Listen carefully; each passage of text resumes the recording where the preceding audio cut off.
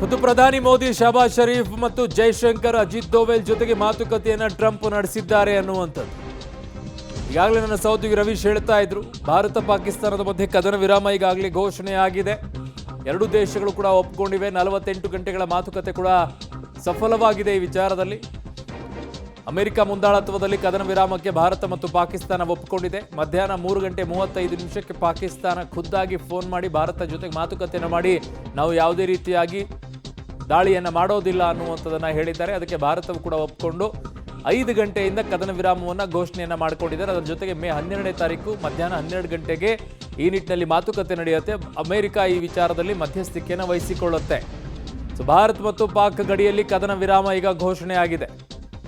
ಭಾರತ ಮತ್ತು ಪಾಕ್ ಮೇ 12ನೇ ತಾರೀಕಿಗೆ ಮಧ್ಯಾಹ್ನ ಎರಡೂ ದೇಶಗಳ ಮಧ್ಯೆ ಮಾತುಕತೆ. ಮಧ್ಯಾಹ್ನ 12 ಗಂಟೆಗೆ ಮೇ 12ರಂದು ಮಧ್ಯಾಹ್ನ 12 ಗಂಟೆಗೆ ಎರಡೂ ದೇಶಗಳ ನಡುವೆ ಮಾತುಕತೆ ನಡೆಯಲಿದೆ.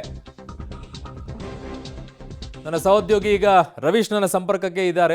ರವೀಶ್, ಈಗ ಕದನ ವಿರಾಮವನ್ನೇನೋ ಘೋಷಣೆ ಮಾಡಿದ್ರು, ಆ ಕಡೆಯಿಂದ ದಾಳಿ ನಡೆಯೋದಿಲ್ಲ, ಈ ಕಡೆಯಿಂದ ದಾಳಿ ನಡೆಯೋದಿಲ್ಲ. ಕರೆಕ್ಟು ಮೇ 12ನೇ ತಾರೀಕಿಗೆ 12 ಗಂಟೆಗೆ ಮಾತುಕತೆ ಕೂತ್ಕೊಳ್ತಾರೆ. ಅಮೆರಿಕ ಮಧ್ಯಸ್ಥಿಕೆಯನ್ನು ವಹಿಸ್ಕೊಳ್ಳುತ್ತೆ. ಕರೆಕ್ಟ್. ಹಾಗಿದ್ದಾಗ ಇಂಡಸ್ ವ್ಯಾಲಿ ಕಥೆ ಏನು?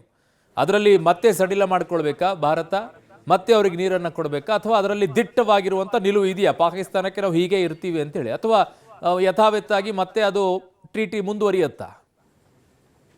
ಅರುಣ್, ಖಂಡಿತವಾಗಿ ಕೂಡ ಈ ಒಂದು ಕದನ ವಿರಾಮದ ಸಂದರ್ಭದಲ್ಲಿ, ಯಾಕೆಂದರೆ 48 ಗಂಟೆಗಳ ಕಾಲ ನಡೆದಿರ್ತಕ್ಕಂಥ ಇದು ಅಂತಲೇ ಈಗಾಗಲೇ ಅಮೆರಿಕ ವಿದೇಶಾಂಗ ಕಾರ್ಯದರ್ಶಿ ಹೇಳಿರ್ತಕ್ಕಂಥದ್ದು ಮಾರ್ಕ್ ರುಬಿಯೋ ಅವರು ಕೂಡ ಸ್ಪಷ್ಟಪಡಿಸಿದ್ದಾರೆ. ಅಂದರೆ ಈ ಪ್ರೋಸೆಸ್ ಭಾಳ ಒಂದು ರೀತಿಯಲ್ಲಿ 2 ದಿನಗಳಿಂದೆಲ್ಲ ಆಗ್ತಾ ಇರ್ತಕ್ಕಂಥ ಪ್ರೋಸೆಸ್ ಅಂತ. ಜೊತೆಗೆ ಮೋದಿ ಆಗಿರ್ಬೋದು, ಅಲ್ಲಿ ಶರೀಫ್ ಆಗಿರ್ಬೋದು, ಆ ಒಂದು 7 ದೇಶಗಳ ಪ್ರಧಾನಿಗಳ ಜೊತೆಗಳು ಕೂಡ ಟ್ರಂಪ್ ಅವರು ಮಾತುಕತೆಯನ್ನು ಕೂಡ ನಡೆಸಿದ್ದಾರೆ. ಜೊತೆಗೆ ವಿದೇಶಾಂಗ ಕಾರ್ಯದರ್ಶಿಗಳು, ವಿದೇಶಾಂಗ ಸಚಿವರು ಕೂಡ ಆ ಒಂದು ಸಂದರ್ಭದಲ್ಲಿ ಉಪಸ್ಥಿತರಿದ್ದರು. ಆ ಮಾತುಕತೆ ಸಂದರ್ಭದಲ್ಲಿ ಅಂತ ಕೂಡ ಹೇಳಲಾಗ್ತಾ ಇದೆ. ಆ ಸಂದರ್ಭದಲ್ಲಿ ಮಾತುಕತೆ ನಡೆಸಿದ್ದಾರೆ. ಪ್ರಮುಖವಾಗಿ ಈ ಒಂದು ಕದನ ವಿರಾಮ ಕೇವಲ ದಾಳಿಗಷ್ಟೇ ಸೀಮಿತ ಆಗಿರೋದಿಲ್ಲ. ಯಾಕೆಂದರೆ ಈಗ ಭಾರತ ಸರ್ಕಾರ ತೆಗೆದುಕೊಂಡಿರ್ತಕ್ಕಂಥ ಕೆಲ ನಿರ್ಣಯಗಳೇನಿದೆ ಅದನ್ನು ಕೂಡ ಒಂದು ರೀತಿಯಲ್ಲಿ ಸಡಿಲ ಮಾಡುತ್ತಾ ಇಲ್ವೋ ಅನ್ನೋದು ಕೂಡ ಕಾದು ನೋಡಬೇಕಾಗುತ್ತೆ. ನೀವು ಹೇಳ್ದಂಗೆ ನೀರನ್ನು ಸ್ಟಾಪ್ ಮಾಡಿದೆ, ಆ ಒಂದು ವಿಚಾರದಲ್ಲಿ ಭಾರತದ ನಿಲುವೇನು ಅನ್ನೋದು ಕೂಡ ಗೊತ್ತಾಗುತ್ತೆ. ಮೇ 12ರಂದು ಎಲ್ಲ ಒಂದು ಕಡೆ ಎರಡೂ ಕಡೆಗಳಿಂದ ಕೂಡ DGMOಗಳು ಕೂಡ ಒಂದು ರೀತಿಯಲ್ಲಿ ಪ್ರತ್ಯೇಕವಾಗಿ ಮಾತುಕತೆಯನ್ನು ನಡೆಸಿದ ಬಳಿಕ ತದನಂತರ ಎರಡೂ ಸರ್ಕಾರಗಳು ಕೂಡ ಒಂದು ರೀತಿಯಲ್ಲಿ ಮಾತುಕತೆಯನ್ನು ನಡೆಸೋದಕ್ಕೂ ಕೂಡ ಮುಂದಾಗುತ್ತೆ. ಎಲ್ಲವೂ ಕೂಡ ಟ್ರಂಪ್ ಅವರ ಮಧ್ಯಸ್ಥಿಕೆಯಲ್ಲಿ ನಡೆಯುವಂಥ ಸಾಧ್ಯತೆಗಳು ಕೂಡ ಹೆಚ್ಚಿರ್ತಕ್ಕಂಥದ್ದು.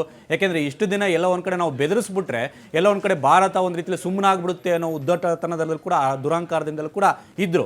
ಆದರೆ ಎಲ್ಲ ಒಂದು ಕಡೆ ಭಾರತದಿಂದ ಆಗ್ತಾ ಇರ್ತಕ್ಕಂಥ ದಾಳಿಯನ್ನು ತಡೆಯೋದಕ್ಕಾಗದೇ ಎಲ್ಲ ವಾಯು ನೆಲೆಗಳು ಕೂಡ ಒಂದು ರೀತಿಯಲ್ಲಿ ಉಡಿಸಾದಂಥ ಹಿನ್ನೆಲೆಯಲ್ಲಿ ಎಲ್ಲ ಒಂದು ಕಡೆ ಪಾಕಿಸ್ತಾನ ಒಂದು ರೀತಿಯಲ್ಲಿ ಬೆಚ್ಚಿದೆ. ಹಾಗಾಗಿ ಅಮೆರಿಕದ ಕಾಲನ್ನು ಹಿಡಿದುಕೊಂಡು ದಯಮಾಡಿ ಈ ಒಂದು ವಾರನ್ನು ನಿಲ್ಲಿಸಬೇಕು, ಅಂದರೆ ಎಲ್ಲ ಒಂದು ಕಡೆ ನಮ್ಮ ಕಡೆಯಿಂದ ಆಗಿರ್ತಕ್ಕಂಥ ತಪ್ಪು, ಹಾಗಾಗಿ ಈ ದಾಳಿಯನ್ನು ನೀವು ನಿಲ್ಲಿಸಬೇಕು ಅಂತ ಕೂಡ ಬೇಡಿಕೊಂಡ ಪರಿಣಾಮ ಇವತ್ತು ಕದನ ವಿರಾಮದ ಹಂತಕ್ಕೆ ಬಂದಿರತಕ್ಕಂಥದ್ದು.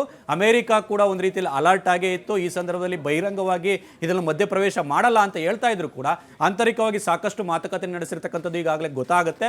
ಆ ಕಾರಣಕ್ಕೋಸ್ಕರವಾಗಿಯೇ ಮೊದಲು ಈ ಒಂದು ಕದನ ವಿರಾಮ ಪ್ರಸ್ತಾಪವನ್ನು ಮತ್ತು ಇದನ್ನು ಬಹಿರಂಗಗೊಳಿಸಿದ್ದು, ಘೋಷಣೆ ಮಾಡಿದ್ದು ಡೊನಾಲ್ಡ್ ಟ್ರಂಪ್ ಅವರು.